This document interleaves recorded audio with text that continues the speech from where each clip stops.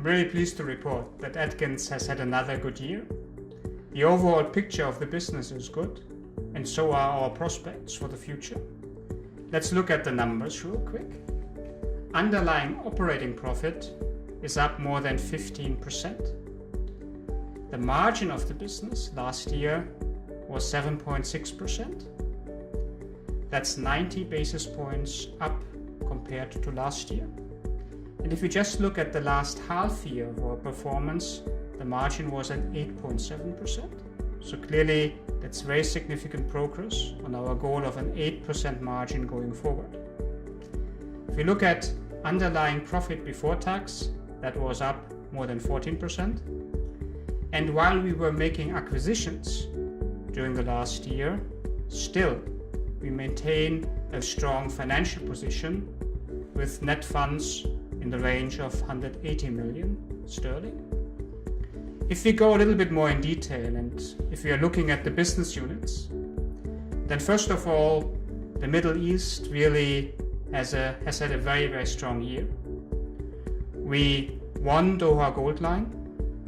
In addition to that, we performed really well on the two major projects that are still ongoing. That's Riyadh Metro and Doha Red Line. We benefited also from a consequent implementation and the focus of our new structure, which is on infrastructure, transportation, and property. And we are focusing on 3 countries, the Kingdom of Saudi Arabia, the Emirates, and Qatar.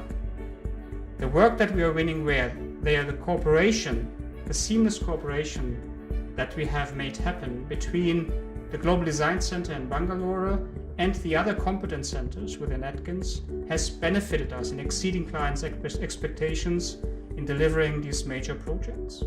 If we look at Asia Pacific, we continue to utilize our strengths in the Hong Kong market. And we have expanded now into Southeast Asia, and we have solidified our position in China. And there, more than in any other region, we can see the benefit of forging strong strategic relations with engineering companies as well as with contractors. And that serves us well as we expand the business in Southeast Asia.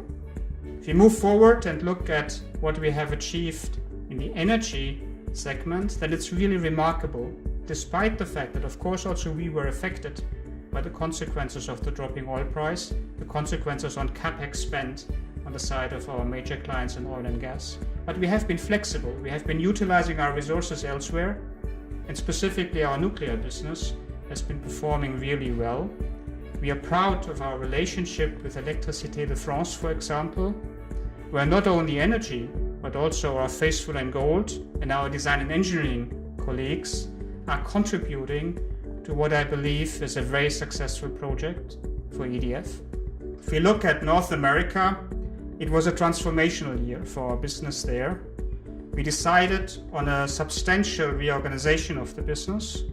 At the core of it, we have the Technical Professional Operation, the TPO, which forms the center of our technical delivering expertise. And around that, we have the 5 client-facing delivery units, be it the strategic ventures, be it transportations, be it public and private, and the others that are contributing to the client proximity that adds to our success in the US.